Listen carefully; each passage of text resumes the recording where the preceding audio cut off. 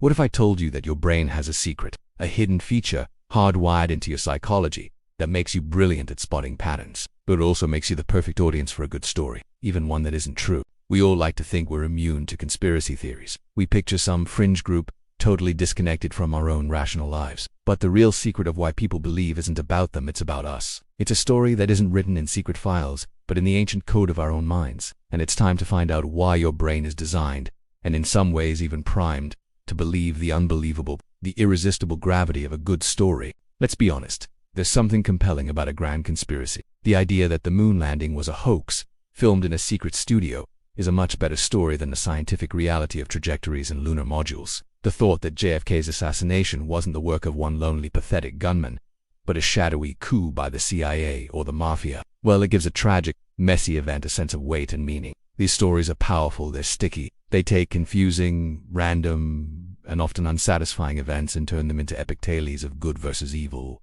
of hidden plots and secret knowledge. And recently, these stories have crawled out from the fringe and landed right in the middle of our global conversation. We've seen theories about 9/11 being an inside job, shape foreign policy. We watched the QAnon narrative, a sprawling, modern-day conspiracy, fuel actual political violence, like the US Capitol attack. And during a global pandemic, we saw a tidal wave of misinformation about the virus's origins, so-called miracle cures, and vaccine plots that had deadly serious consequences for public health. Now, the easy thing to do is just laugh this stuff off as absurd, to dismiss the people who believe it as gullible or foolish, but that would be a mistake. It would mean we're ignoring one of the most fundamental questions about our own minds.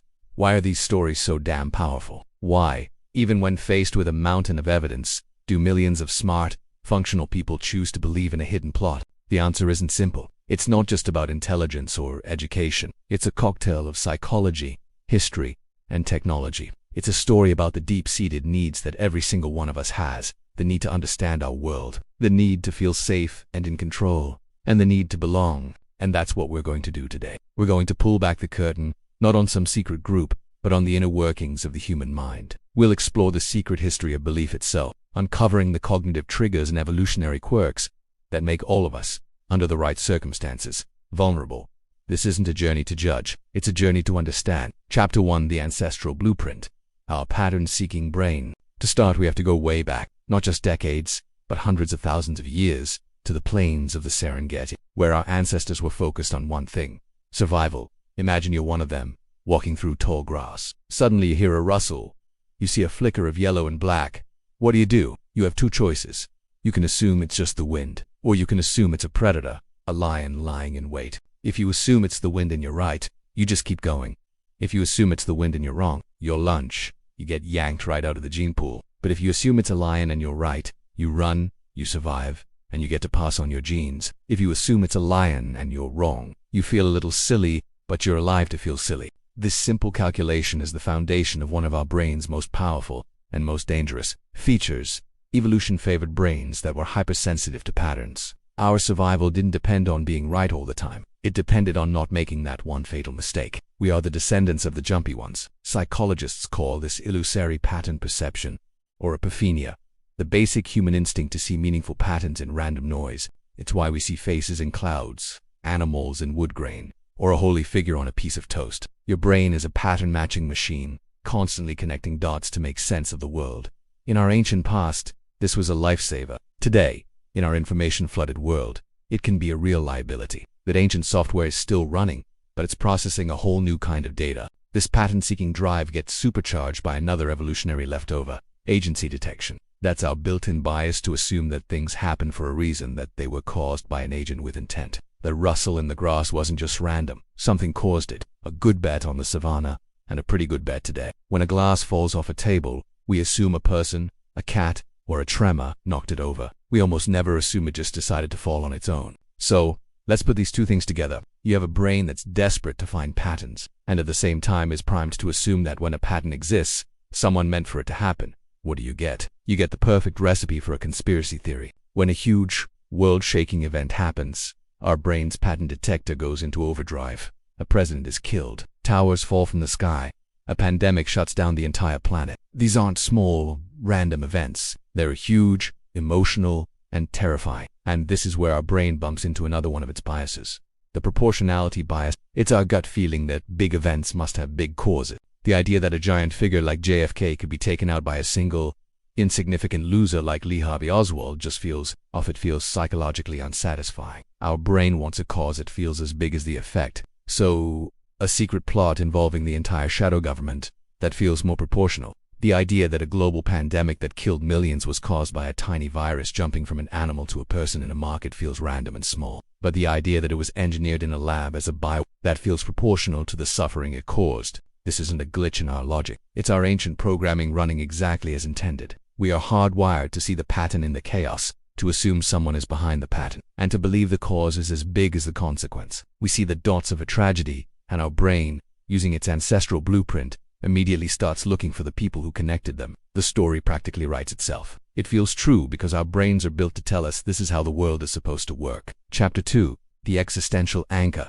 The craving for control and certainty. If our pattern-seeking brain builds the bonfire for conspiracy, our emotional needs provide the spark. The world is a profoundly uncertain place. It's chaotic, unpredictable, and often feels completely out of our hands. We're vulnerable to disease, economic crashes, senseless violence, to the sheer randomness of it all. And that feeling of powerlessness is one of the most uncomfortable feelings for a human. We are creatures who crave control, or at least the illusion of it. Researchers call this an existential motive for belief. When things are calm and stable, this need might not be so obvious. But during a crisis, a pandemic, a war, a recession, our need for safety and certainty starts screaming for attention. And that is precisely when conspiracy theories thrive. They are a psychological anchor in a stormy sea. Think about it. The official explanation for a crisis is often messy, unsatisfying, and full of A financial crisis is explained by a mix of deregulation, complex trading tools, and global market forces that are almost impossible for a normal person to understand. A pandemic is explained by virology,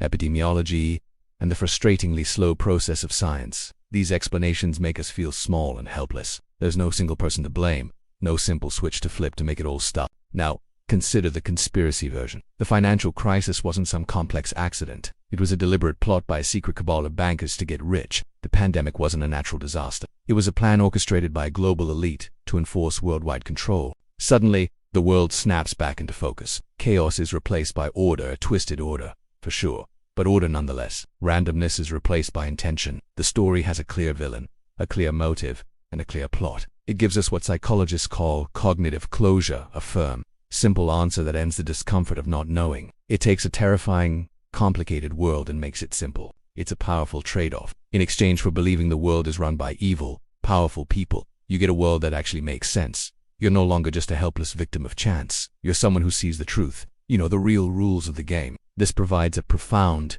even if fake, sense of control. It's a coping mechanism. It's a way to make sense of suffering when the world feels like it's falling apart. Recent research has even found a darker, more aggressive side to this need for control: spite. Studies show that when people feel especially powerless, anxious, or undervalued, a spiteful mindset can take over. In this state, rejecting what the experts and institutions are saying becomes an act of defiance. It's a way of lashing out at a system you feel has failed you. Believing that conspiracy isn't just about finding an answer. It's about rejecting their answer. It's a way of taking back a tiny bit of control by saying, "You can't fool me." This is why facts so often bounce right off a deeply held conspiracy belief. You're not just arguing against the details of the theory. You're arguing against the believer's entire sense of safety and control. You're trying to pull away the psychological anchor that's keeping them from drifting off in a sea of anxiety. And for many, letting go of that comforting lie is far scarier than facing an uncomfortable truth.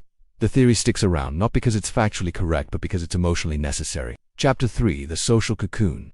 The comfort of community and identity. Humans are not lone wolves. We are, and always have been, a deeply social species. Our survival, our happiness, our very sense of who we are, it's all tied to the groups we belong to. We have a fundamental need to be part of an us, and conspiracy theories are incredibly good at creating a very powerful and exclusive us. This is the social motive for belief, and it might just be the strongest glue that holds these theories together. To believe in a conspiracy theory is to be let into a secret club. You're no longer one of the sheeple, one of the masses being tricked by the official story. You are one of the enlightened. You have access to secret knowledge, the truth that other people are too blind or brainwashed to see. That feeling can be incredibly intoxicating. It satisfies a deep human need to feel special, unique, and to have high-status information. For people who might feel ignored, overlooked, or have low self-esteem, this is a powerful psychological reward. Once you're inside this social cocoon, a powerful dynamic kicks in.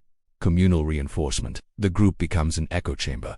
Beliefs aren't just held, they are performed, shared, and celebrated in a constant loop. Every person repeats the story, adding their own evidence, and every repetition makes the group's belief stronger. Information from the outside world that contradicts the theory is easily dismissed. It's not just wrong, it's proof of the conspiracy itself. Any news article debunking the theory or any expert explaining the facts is just seen as propaganda from the mainstream media, which is, of course, part of the conspiracy becomes impossible to disprove. This whole process gets supercharged by one of the most famous biases in psychology, confirmation bias. That's our habit of looking for, interpreting, and remembering information in a way that confirms what we already believe. Once you believe a conspiracy is true, your brain turns into a bias detective. You'll spend hours online finding that one obscure blog that supports your theory, while ignoring hundreds of credible sources that tear it down. You'll see ambiguous events as clear proof. It's not just a mental shortcut, it's a way to keep the peace within your new community. To question the belief is to risk getting kicked out of the group, losing that precious sense of belonging. This social dynamic also does something else that's crucial. It defines a clear them. Every good story needs a villain, and conspiracy theories provide a ready-made out-group to blame for everything. This could be the deep state, global elites, big pharma, or, as has happened so many times in history, a specific ethnic or religious group. By blaming a sinister other, the in-group makes its own identity and sense of moral superiority stronger. It justifies their own fears and failures by pointing to a powerful, evil enemy. This is the darkest side of conspiratorial thinking. It's a direct path to prejudice and social division. The most notorious example, the Protocols of the Elders of Zion, was a fake text from the early 20th century that described a supposed Jewish plot for world domination. Even though it was completely debunked, it was used to justify horrific anti-Semitism for decades and is still a foundational text for hate groups today. It created a powerful in-group for its believers, but at a catastrophic cost to the out-group it targeted. So, when we see people clinging to a belief, we have to look deeper. We might not just be seeing a person with a weird idea, but a person who has found a community. They've found a place where they feel seen, where they feel important, and where they feel they belong. The conspiracy isn't just a theory, it's a social identity. And breaking free means more than just changing your mind. It means risking your entire community. Chapter 4. The Digital Accelerant. How Modern Technology Rewired Belief. For thousands of years, the psychological wiring we've been talking about, our pattern-seeking brains, our need for control, our desire to belong, has been a constant. But in the last couple of decades, something has fundamentally changed. Not our brains, but the world they live in. We're now in an age of digital information, and this new environment has acted like a powerful accelerant, a turbocharger for our oldest biases. In the past, for a conspiracy theory to really spread, it took work. It moved through pamphlets, whispered conversations, niche magazines. It was slowed down by the friction of the real world. Today, that friction is gone. Social media has created a frictionless pipeline for misinformation to be shot directly into the global consciousness. Platforms like Facebook, X, YouTube, and TikTok have become the most efficient engines for spreading belief ever invented. The key thing to understand is that these platforms aren't designed to find the truth. They're designed for one thing: to keep your eyes on the screen as long as possible. And their algorithms have learned a simple, powerful lesson about us. Nothing gets our attention like emotion, especially strong emotions like fear, anger, and surprise. And what kind of content is overflowing with fear, anger, and surprise? Conspiracy theories. They are, by their very nature, algorithmically perfect. They make wild claims, use dramatic language, and promise shocking secrets. An MIT study famously found that on Twitter, lies spread 6 times faster than the truth. The truth is often complicated, kind of boring, and nuanced. A lie can be simple, sensational, and perfectly designed to get a click, a like, and a share. The algorithms don't know fact from fiction. They just know what keeps you watching. And so, they push the sensational stuff to more and more people, creating a viral loop of misinformation. This creates something far more powerful than the old echo chambers. It creates a personalized, algorithmically curated reality for every single user. This is the filter bubble. As you click on content that lines up with your suspicions, the algorithm learns. It thinks, oh, you liked that video about a secret plot. Here are 10 more just like it. It feeds your confirmation bias in real time, building a world where your beliefs aren't just validated but seem to be the most popular opinion. You are algorithmically walled off from different views, not because of some grand plot, but because of a business model that's just designed to give you more of what you already like.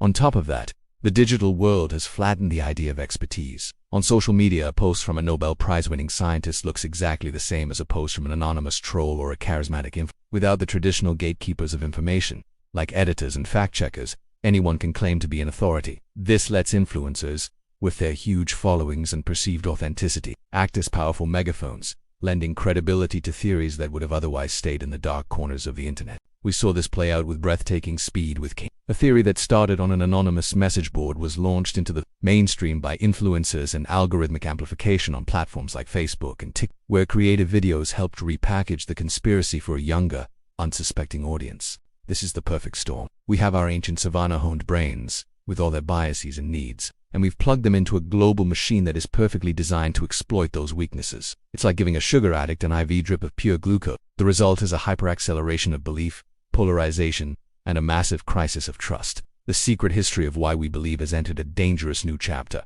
one where the stories aren't just in our heads, but are being actively fed to us by the digital ghosts in the machine. The resolution, the power of knowing. So where does this all leave us? We've seen that the tendency to believe in conspiracies isn't some rare defect found in a few people.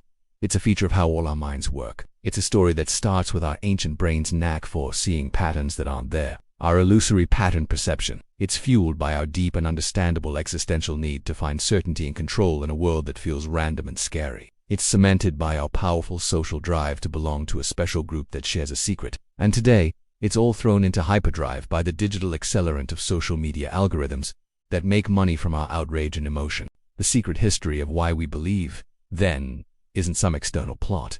It's a story written inside every one of us. It's the ghost in our own machine. And here's maybe the most tragic irony in all of this. For all they seem to offer, conspiracy theories rarely deliver. They promise to give you a sense of control, but studies show believing in them often makes people feel more powerless and less likely to get involved in making real change. They promise to reveal a hidden truth, but they trap believers in a world of constant anxiety and suspicion. They promise community, but they create deep social division, alienation, and distrust in the very systems designed to keep us safe. They are a psychological placebo that doesn't just fail to cure the disease of uncertainty, it often makes the symptoms worse. So what's the antidote? If we're all wired this way, are we just doomed to fall for the next big story? Not necessarily. We can't exactly rewire our brains. The answer is awareness. The answer is metacognition, the skill of thinking about your own thinking. This is the power of knowing how your own mind works. The next time you feel drawn to a compelling, emotionally satisfying story that neatly explains a complicated event, you can pause. You can ask a new set of questions. Is this story appealing because it's backed by good evidence? Or is it appealing because it's simple? It confirms what I already think. It gives me a clear villain, and it makes me feel like I have special insight. Is my brain seeing a real pattern, or is its ancient pattern detector just working overtime? Is this information actually satisfying my curiosity, or is it just scratching an emotional itch? Understanding these mental traps is the first and most critical step to disarming them. It lets you apply a healthy dose of skepticism, not just to the outside world, but to your own gut feelings. This awareness can also completely change how we talk to people who are caught up in a conspiracy. The impulse to ridicule them, to slam them with facts, to call them stupid, it's understandable, but it's also completely ineffective. You're not arguing with someone who's made a simple logical mistake. You're talking to someone who has found a story that meets their deep needs for control, community, and meaning. Shouting facts at them is like trying to put out a forest fire with a water pistol. You're not even addressing the source of the fire. A better, though much harder, approach is one rooted in empathy. It starts with listening. It starts with trying to understand the underlying need the conspiracy is filling for that person. Are they feeling powerless, scared, lonely? Instead of attacking the belief, you can try to address the need, build trust, ask open-ended questions that encourage them to examine their own thought process, rather than forcing them into a defensive corner. This path is slow, and there's no guarantee of success, but it's the only one that respects the complex humanity of the person in front of you. In the end, the secret history of why we believe conspiracies is really the secret history of what it means to be human. The same mental tools that make us brilliant innovators and artists, our ability to see patterns, to tell stories, to form communities, are the exact same tools that make us vulnerable to believe in the unbelievable. Our greatest strengths are, and always have been, our greatest weaknesses. We live in an age of overwhelming complexity and information. It's tempting to run back to the comfort of simple stories with clear villains and heroic. But our challenge isn't to find simpler stories. It's to get more comfortable with a complicated and uncertain reality. It's to learn how to manage our natural desires for patterns, control, and community in ways that build things up, not tear them down. It requires intellectual humility, the willingness to admit that we might be wrong, and a deep empathy for others who are just trying to make sense of it all, same as we are. The world is full of real conspiracies and genuine injustices that need our attention. The ultimate danger of the fake ones is that they distract us from the real problems. They poison our trust in each other, and they shred the very social fabric we need to solve anything at all. Navigating this new world requires a new kind of literacy, not just of facts and data, but of ourselves. If this journey into the mind sparked your curiosity and you want to keep uncovering the hidden patterns of human behavior, make sure you subscribe and ring that notification bell. We also want to hear from you. Down in the comments, tell us, what's the most compelling conspiracy theory you've ever heard? And looking back, what psychological need do you think it was fulfilling? Let's keep the conversation going.